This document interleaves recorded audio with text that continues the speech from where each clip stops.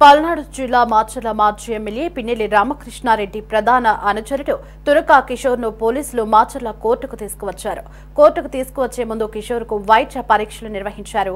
స్థానిక సంస్థల ఎన్నికల సమయంలో మాచర్ల నియోజకవర్గంలో పర్యటనకు వెళ్లిన టీడీపీ నేతలు బూండా ఉమామహేశ్వరరావు, బుద్దా వెంకన్నపై తురకా కిషోర్ దాడికి పాల్పడ్డాడు.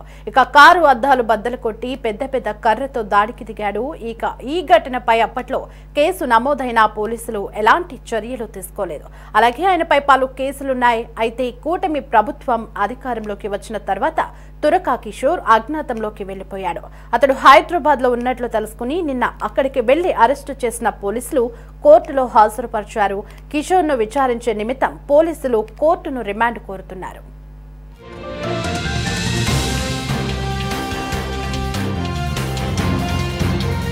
ప్రభుత్వంలో ఎన్నో అరాచకాలు సృష్టించినటువంటి మాజీ ఎమ్మెల్యే పిన్నెల్లి రామకృష్ణారెడ్డి ప్రధాన అనుచరుడిని తురకా కిషోర్ అయినటువంటి వ్యక్తిని నిన్న హైదరాబాద్లో పోలీసులు అరెస్ట్ చేశారు. దీని నిమిత్తం అయితే ప్రధానంగా అతను 2024కి ముందు ఏదైతే వైసీపీ ప్రభుత్వం ఉందో వైసీపీ ప్రభుత్వ సమయంలో కూడా టీడీపీ నాయకులపై పెద్ద ఎత్తున కూడా దాడులు నిర్వహించాడు. అయితే ఈ నేపథ్యంలో అతను అరెస్ట్ చేసి గురజాల ప్రభుత్వ ఆసుపత్రికి తరలించారు. గురజాల ప్రభుత్వ ఆసుపత్రిలో ప్రస్తుతం వైద్య చికిత్సలు అందిస్తూ ఉన్నారు. వైద్య చికిత్సలు చేసిన అనంతరం ఆయన పరిస్థితిని బట్టి మాచర్ల కోర్టులో హాజరుపరిచే అవకాశం ఉంది. అయితే మాచర్ల కోర్టులో హాజరుపరిచిన అనంతరం జడ్జి మొత్తం ఏదైతే పోలీసులు కేసులు పలు సెక్షన్ల కింద కూడా కేసులు నమోదు చేశారు. ఈ సెక్షన్ల కింద అతనికి రిమాండ్ విధిస్తారా లేదా అన్నది కూడా మరికొద్ది సేపట్లో తెలిసే అవకాశం అయితే ఉంది. ఏదైనప్పటికీ తురకా కిషోర్ని అరెస్ట్ చేసినటువంటి సమయంలో హైదరాబాద్లో ఉన్నటువంటి సమయంలో కూడా కొన్ని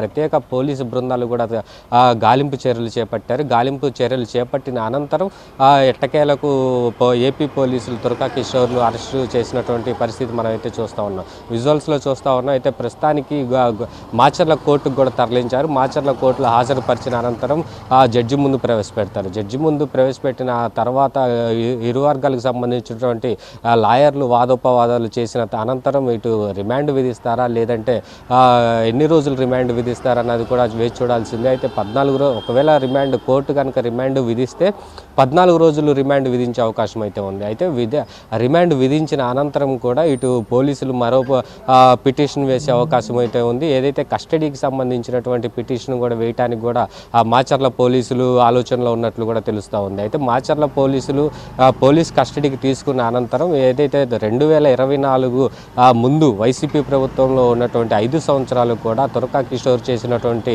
దాడులు కావచ్చు, అరాచకాలు కావచ్చు, వీటిపై కూడా తురకా కిషోర్ను ప్రశ్నించే అవకాశం అయితే ఉంది. అయితే 2024 సార్వత్రిక ఎన్నికల సమయంలో కూడా తురకా కిషోర్ ఒక పోలింగ్ ఏజెంట్పై కూడా దాడి చేసినటువంటి సీసీ ఫుటేజ్ను కూడా అతను ముందుకు ఉంచి అయితే ఈ దాడులు ఎవరు చేయించారు, ప్రధానంగా దాడులో ప్రధాన పాత్ర ఎవరు పోషించారనేది కూడా పోలీసులు తెలుసుకునే అవకాశం అయితే ఉంది. ఏదైనప్పటికీ ఏపీ పోలీసులు ఎట్టకేలకు అరెస్ట్ చేసి తురకా కిషోర్ను కోర్టు ముందు హాజరుపరిచారు.